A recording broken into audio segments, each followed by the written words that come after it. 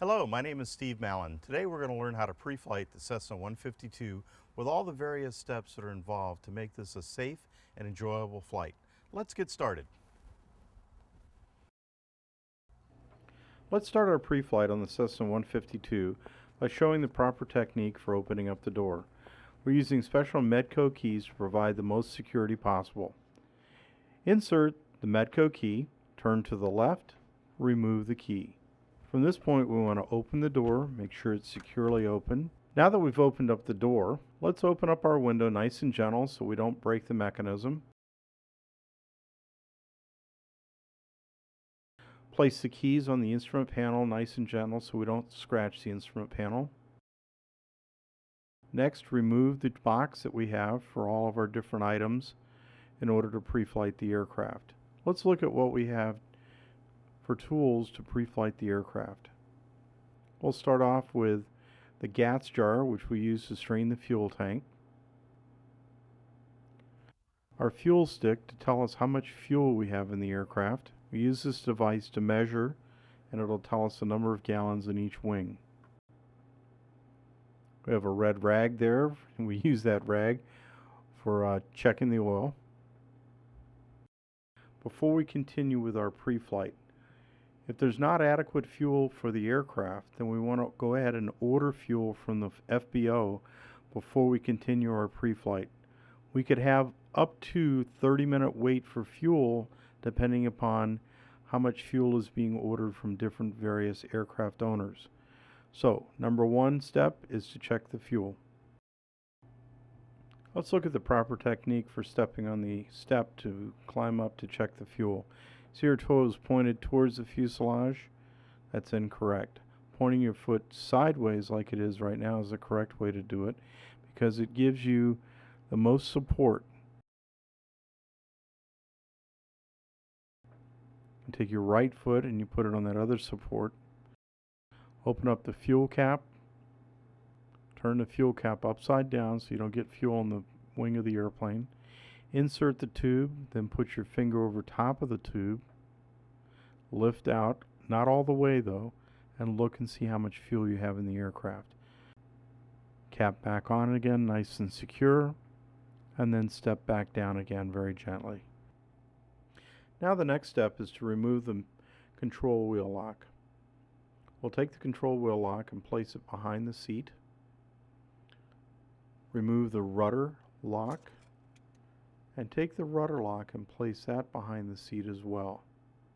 We'll lay it flat on the floor so that it's out of the way. We'll turn our master switch to the on position because we want to now verify that the rotating beacon is operational. The rotating beacon switch is in the on position. It's always left in the on position so that when we walk away from the aircraft after turning the master switch off, it verifies to us that the master switch is off. As you can see, the rotating beacon is functioning.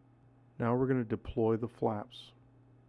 Be careful when deploying the flaps that you don't pull the handle down very fast. If you pull it down past the stop, as you can see, the stop is wearing away. We'll do it in 10-degree increments.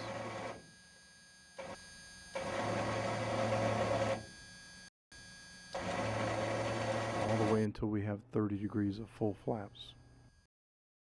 Turn the master switch off, and now we'll continue with the pre-flight.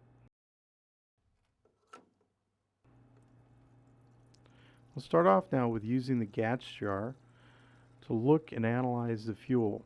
We're looking for any debris in the fuel. We're also looking for any water that may be in the fuel.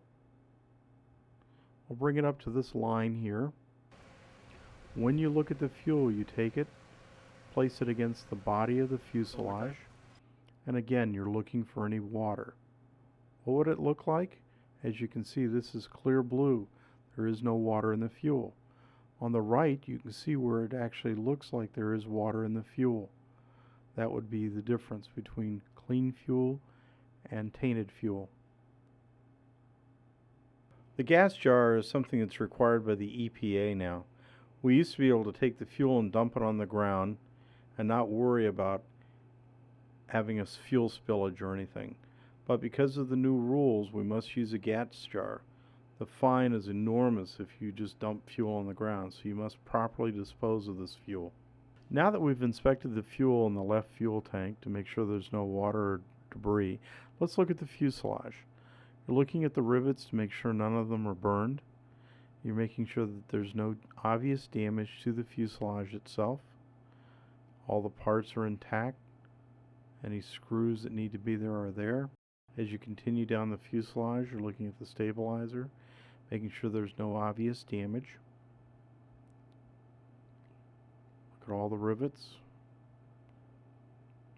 At this point, you want to lift the elevator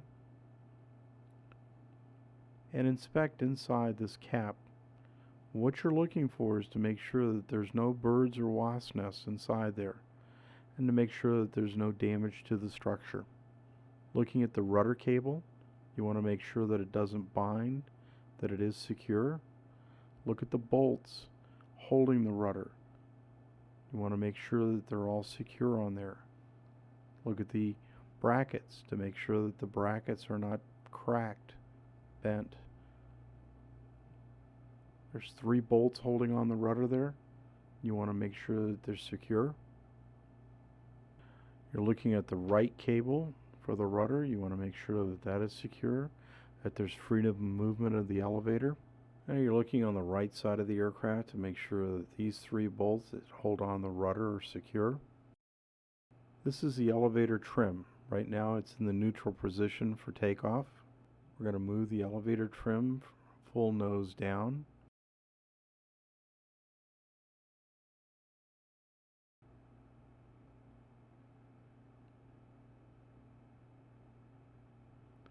This is a full nose down position.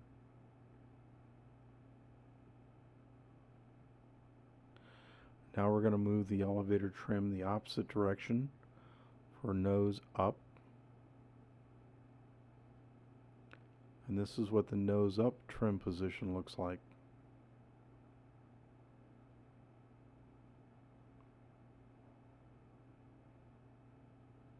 This is what is used to stabilize the aircraft in flight.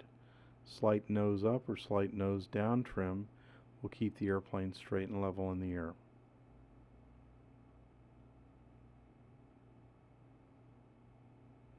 Again, inspecting the right side to make sure there's no birds or wasp nests inside and there is freedom of movement of the elevator.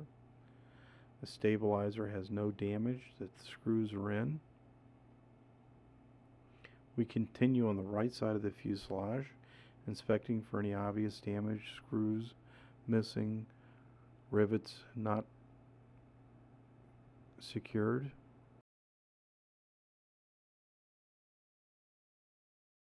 We want to make sure that the transponder antenna is not damaged. The marker beacon antenna is not damaged. Looking at the landing gear to make sure that that's not damaged. We're going to look at the disc, the brake pads, and the brake lines. We want to make sure the brake lines are not leaking. Look at the tires to make sure that there's adequate tread, that there's no burn marks. And now we're inspecting the right fuel tank to make sure that there's no contamination in there. Looking at the flaps, you want to make sure that the tracks are clear of any debris, that they're not damaged in any way, and that this rod turns freely. Let's look at the proper technique for inspecting the ailerons. If you put your fingers in there without holding it, a gust of wind can cut them off. A proper way to do this is to support the aileron with your hand, put your finger in there, and do your inspection.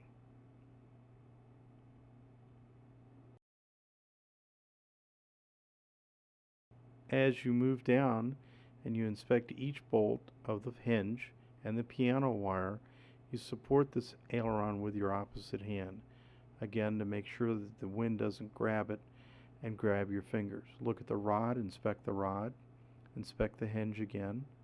There's a total of 3 hinges that you want to inspect and 4 bolts per hinge. You're also looking at piano wire that's holding the hinge together. These are your counterweights, and you want to make sure that these counterweights are securely mounted on the aileron and that there's no obvious damage. Look at the wingtips for any obvious damage. Look at the position light to make sure that the lens is not cracked. Run your hand along the leading edge for any obvious damage to the aircraft. Look at the air vent to make sure that there's no birds or wasp nest or any kind of debris inside of that air vent. Again, using the proper technique, we're going to step up on the step to inspect the fuel tank to make sure now that the right tank has got the same or almost the same amount of fuel as the left tank that we inspected earlier. It's quite obvious that if we have fuel in the left tank that we should have the equal amount or close to fuel in the right tank.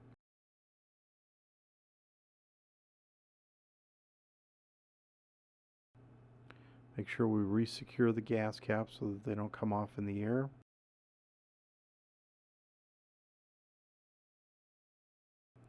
And carefully step back down again. Let's take the fuel measuring stick and place it on the step. Open up the oil door so that we can inspect and see how much oil we have in the engine. Start off by opening up the cap in a counterclockwise motion. Remove the cap. Don't pull it all the way out. Pull it out far enough so that you can read the marks on the side of the stick. The marks should be between 4 and 6 quarts. The ideal amount is between 4 and 5 quarts of oil. Replace the oil stick. Turn it in a clockwise motion till you get resistance, and then add just a little bit more of a turn. Anything greater than that will make it almost impossible to remove when the engine's hot. The fuel strainer is located to the left side of the oil cap. Now we want to strain the fuel from the lowest point in the engine. We do this by pulling the fuel strainer drain out. Place the gas jar underneath. There's a little tube down there where the fuel will come out. Again, we're checking to make sure that there's no contamination in the fuel. Close the oil door, make sure it's secure. We don't want it to come open in flight. Look at the bolts securing the landing gear. Make sure that they're tight and they have cotter pins in them. Look at the landing gear itself where the nose wheel is at. Make sure that cotter pin's secure. Now we're going to check the integrity of the exhaust system by tapping on it and listening for the ring. Give the propeller a lot of respect. Notice that she's walking very far away from the propeller because that propeller can hurt you. Run your hand along the propeller to make sure there's no nicks, dings. Look inside the cowl to make sure that there's no birds or wasp nests inside either. Again, a lot of respect for the prop.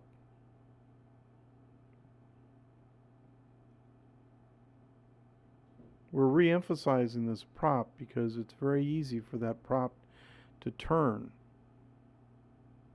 If the master switch is in the off position, it doesn't mean that the prop is not hot. Look at the alternator belt. Make sure that it's not worn out. Check the tension. Again, looking for any birds or wasp nests inside. Checking the prop for any nicks, dings, or abrasions.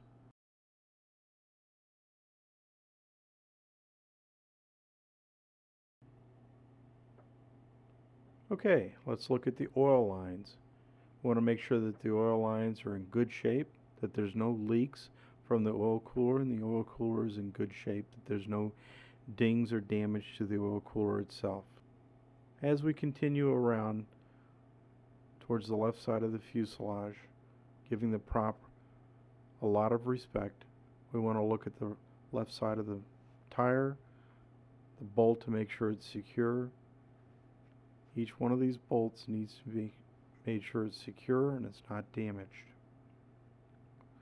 Should be 3 fingers there for the height of the strut. Anything greater or less than that we need to question.